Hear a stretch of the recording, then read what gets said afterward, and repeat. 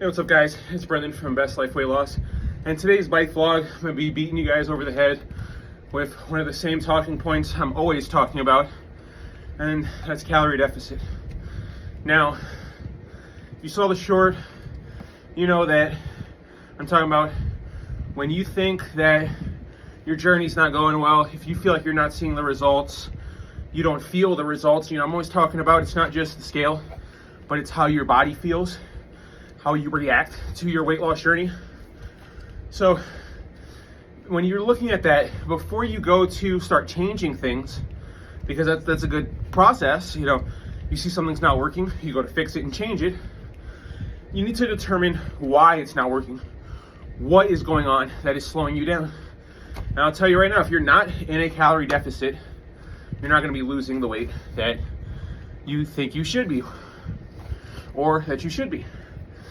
And that really is the finite being, for especially for the beginning. If you can get that calorie deficit, you're tracking the calories that you're eating, you're tracking the calories that you're burning, and you can see, hey, okay, I'm burning this many calories compared to what I'm consuming throughout the day. If you can maintain that, and you can maintain that calorie deficit 6 to 7 days throughout the week, you will lose weight. You will see the numbers drop on the scale. You'll feel better. But it really comes down to that. Tracking it, observing it, acknowledging it. And I'm seeing it too much where I'm talking to people, I'm asking about their journey, I'm inquiring, and they're not tracking their calories. I hate to steal slogans, but if you're not tracking, you're slacking. It really is a good slogan.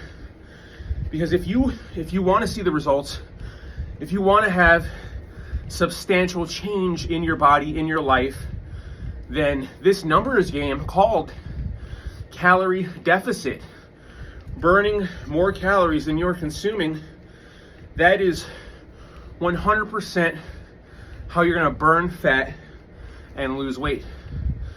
The exercise is wonderful because it helps to burn the calories. But your diet, I always say it's 70-30, and your diet is 70%. If you're not in a proper calorie deficit and you're doing your exercise, I would say, hey, let's look at the diet. Are you consuming too many calories? Maybe you're trying to track and you're not adding up the calories from condiments or certain drinks you're doing. You really have to be careful when you're doing your food, when you're making your food, when you're making your diet to yourself. And I say it all the time, you want your food to taste good. It's okay to use ketchup. They have 0 sugar ketchup. They have so many different kinds of alternatives, barbecue sauces, mayonnaise, different things that you can use that are less calories or 0 sugar. And even in that sense, even if you're using regular ketchup or regular mayo, as long as you're tracking those calories, you're adding those in, you're going to get a more accurate number. And that can be a real problem too, that I see is that, hey, I'm tracking my calories, I'm tracking what I'm burning, but I'm not seeing the results. But are you tracking your calories properly? Okay, you had that salad, but are you adding in the 130 calories from the salad dressing? And that's one thing you really got to be careful with. Salad dressings, condiments, and drinks. Those are 3 things that can sneak up calories on you because you might not pay attention to them, because you might not see them. If you're using like a fucking packet of ketchup, I don't even know if that thing has calorie facts on it. Couldn't tell you, it might. But even as something as small as condiments, ketchup, mustard, mayonnaise, that stuff in itself could be putting you over your calorie limits. And that could be hindering you on your results. Same thing with juice or sodas. Liquid calories. I have a whole video talking about being careful about liquid calories because they can be such a detriment because you might not think about it. When it comes to liquid calories, you can consume 200, 300, 400 calories in fucking a 12-ounce drink. So it's really something you have to be mindful of. I've said that word in the past, but being mindful of what you're putting in your body It goes in all facets, where it's not just the processed foods and the seed oils, but it's how much fat, how much calories, how much sugar something has that you're gonna know and you're gonna see and you're gonna acknowledge. And by doing these things, seeing these things, you can fix them. You know, I constantly say that the end all be all is obviously, you know, consistency, hard work, dedication, but to really put it on paper, to make it super easily digestible, calorie deficit is the key to a successful weight loss journey. Burning more calories than you're consuming. That's it. That is what I want you to practice. You know, and it's one of those things where it's the most important, and I always say, don't start with that. You know, I want you to have a successful, I want you to have a successful long-term journey. Something where you meet your goals and you exceed them, you know?